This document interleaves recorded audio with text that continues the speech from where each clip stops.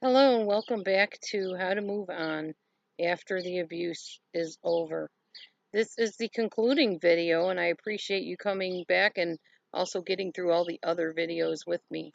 On this video, we're going to talk a little bit more in depth about what to do to heal after the abuse is over when you're ready to finally move on. So I'm calling this one Work It Out with Yourself. Let go and love and move forward.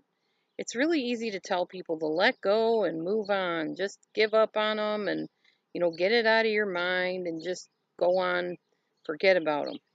But nobody really ever tells you, or very few people do, what that looks like. What are you supposed to do? How do you take those steps, and what are those steps to move on and be done with the narcissist and all of his or her abuse? Well, the first thing you need is support. Now, what does that look like? It looks like people. No man is an island. That is very true. But what does support look like when it comes to just coming out of an abusive relationship? Well, it's about your friends, it's about your family, it's about those significant others that hopefully you still have waiting for you when you get out of this mess that you're in. And if you don't have them, then you can join support groups and find the help that you need. But let's say you have those people that you can rely on and you've overcome to the point that, it's just time to move on. It's time for you to let go of all the memories and the past and all the situation that involved that narcissistic person that abused you.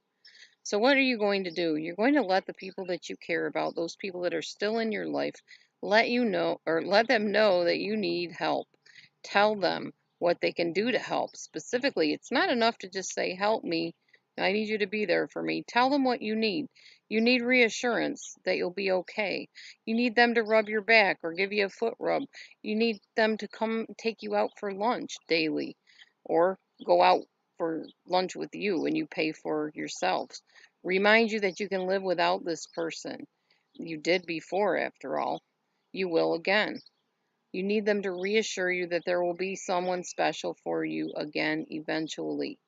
To check in on you daily and ask them to help you not call, not write, not contact that person, and not to run back or accept more abuse from this person. That's one thing you can do, get support. The next thing you can do is called a thought stopping technique. Basically, this is exactly what it sounds like. When you start thinking about the narcissist, the significant other that has left you in the lurches and moved on without you, you're going to say to yourself, either out loud or in your head, stop. When you start to obsess, you tell yourself stop, and then you stop yourself from obsessing over that person. It's an act of your will. You need to do this, nobody can do it for you. But if you will do this, you will find yourself thinking of that person less and less as time goes on. Another technique, which is really helpful, and I encourage all my clients to use it, and I've used it myself very successfully, is what I call chair talk. What I mean by this is put a picture of that significant other, that abuser, on the seat of a chair and then unload on it.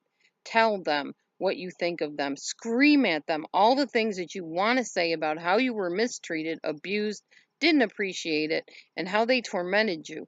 Don't hold back. Let it out. Keep lashing out at that picture or item, whatever. If you don't have a picture, put a teddy bear that they gave you or something that you still have, or even put their name on a piece of paper and put it on that seat, but know that it represents them.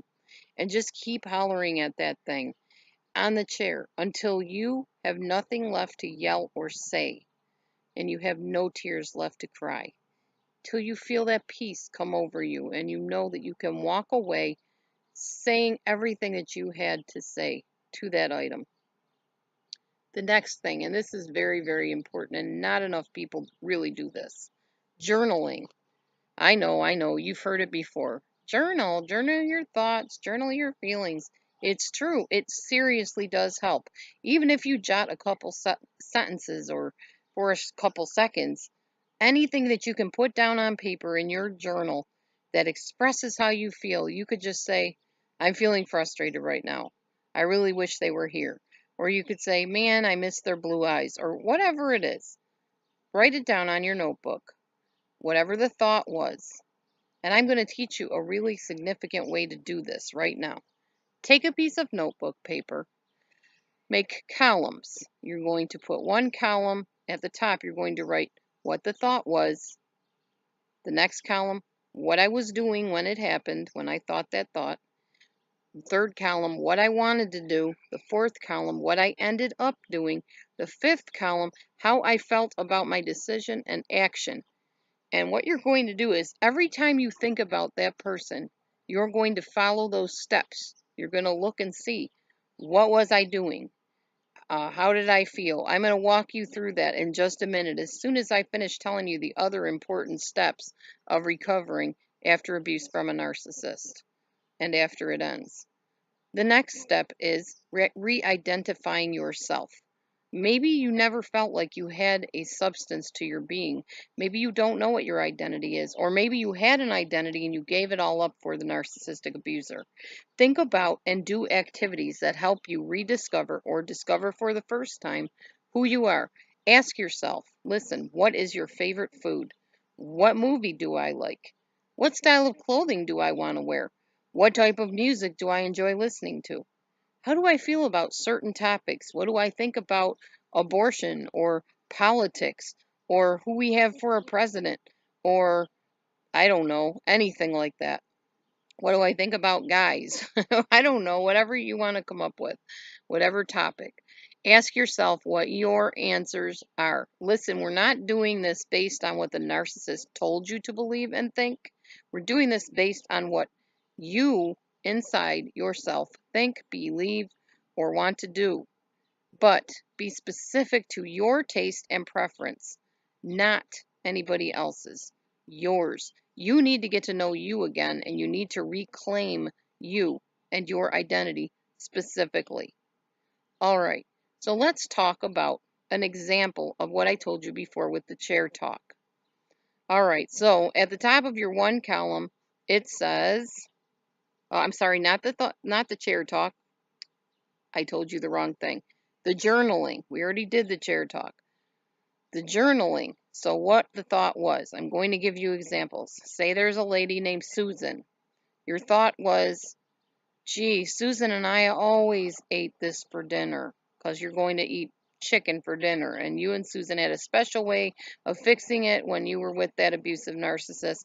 She taught you how to make the best chicken Alfredo or whatever. So the thought was, man, Susan and I always did this. What were you doing when it happened? Well, we already said you were cooking dinner. What you wanted to do. Gee, I should call Susan and remind her about how we used to make this recipe together and talk to her about it. So that's what you wanted to do. You wanted to call Susan and reminisce. What you ended up doing. Well, you could do one of two things. You could call Susan. Chances are, A, she's not home because she's already replaced you with her next supply source. B, she's not home because she's out doing who knows what. C, she is home and doesn't answer her phone. D, she answers the phone and pretty much is cold to you. Or the last scenario, which you don't ever want to happen, she tries to talk you back into the relationship. Bad plan. So whatever you chose to do, write down what the outcome was. What was the result of whatever you chose? And know that that is yours and you own it, whatever that choice was. Okay. And then after that, you are going to write down what you ended up doing and how you felt about what you did end up doing. That's how you help heal from that scenario. Now, hopefully by this time, if you've done all the other things and you've gone through this course, you're at the point where you're not taking the narcissist back into your life. You're not looking to rekindle that relationship because you already know why it's unhealthy if you watched my other videos. If you don't, I encourage you to go back and rewatch those videos for sure. Anyways, that is the end, the conclusion of this e-course.